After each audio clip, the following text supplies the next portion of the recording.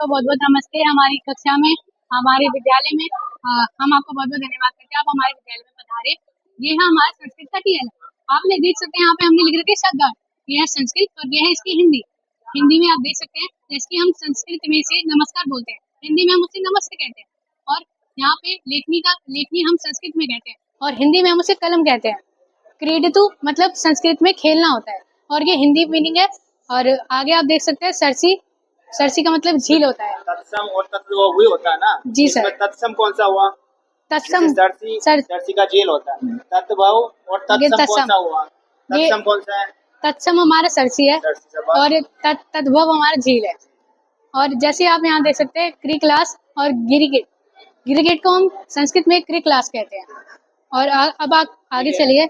ये हमारा है हिंदी। ये है हमारे बच्चों को सिखाने के लिए बहुत बहुत आसान तरीके से, जैसे कि आपने यहाँ पे स्पिन कर दिया, जैसे कि कोई भी आपका शब्द आए जैसे कि कहाँ, तो बच्चा उसमें प्रयास करेगा कि हम कैसे ढूंढे इसकी मैचिंग करनी है। और इसमें बच्चा ढूंढेगा कि हम कहाँ पे मिला है। जैसे कि कूतर आ गया, तो इसका कहाँ का संस्कृत मीनिंग होती है कूतर। अत्र आ गया तो वो गलत हो जाएगा। अत्र का मतलब होता है यहाँ। तो पता चलेगा बच्चों को मतलब सर बताएंगे। हाँ,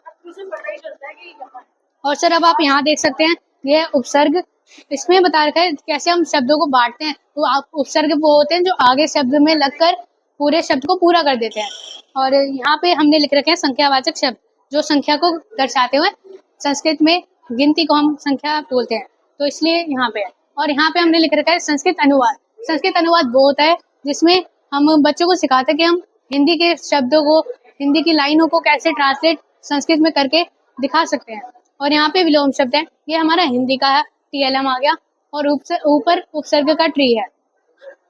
अब हिंदी के टीएलएम पे आ जाइए आप। ये है हमारे सारे के सारे कारक। कारक में आप देख सकते हैं यहाँ पे हमने दिखा रखा है कर्ता ने कर्म से करण को संप्रदान के लिए अपादान से संबंध काके की को हमने दर्शा रखा है। और सभी घरों में हमने कारक के चिन्ह लगा रखे हैं। और उसके इस घर में क्या है? इस घर में हमने बता रखा है कि कौन से कारक के क्या चिन्ह हैं और उसके उदाहरण भी लिख रखे हैं हमने, और सभी के यूज भी लिख रखे हैं। और अब आप यहाँ देख सकते हैं हमारे विलोम शब्द, जैसे कि दुर्गम सुगम, और अब जड़ चेतन, और अब कपट निष्कपट, और अब इसमें आप देख सकते हैं उदार कृपण, और अब आप देख सकते हैं नूतन और पुरातन। अब आप आ जाइए हमारे उपसर्ग और प्रत्यय पे।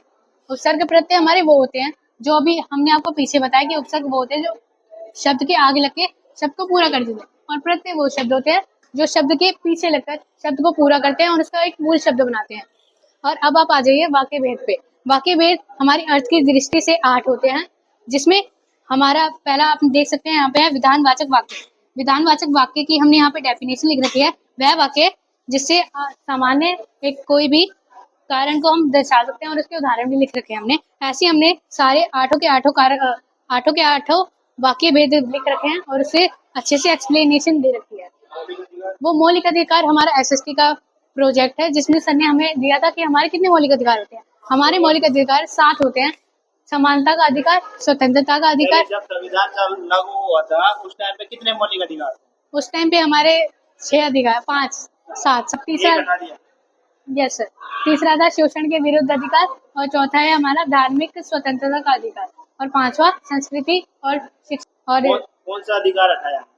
हम संपत्ति का अधिकार, संपत्ति का ठीक है ना? जी सर। अब कितने रह गए? 6 रह गए।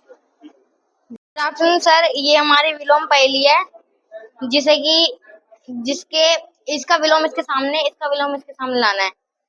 तो हम पहला चतुर का मूर्ख हो जाएगा, पतन का उत्थान हो जाएगा, और अंत का आदि हो जाएगा।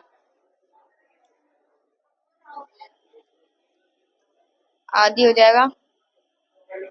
सम्मान का अपमान हो जाएगा, कठोर का कोमल हो जाएगा, प्राचीन का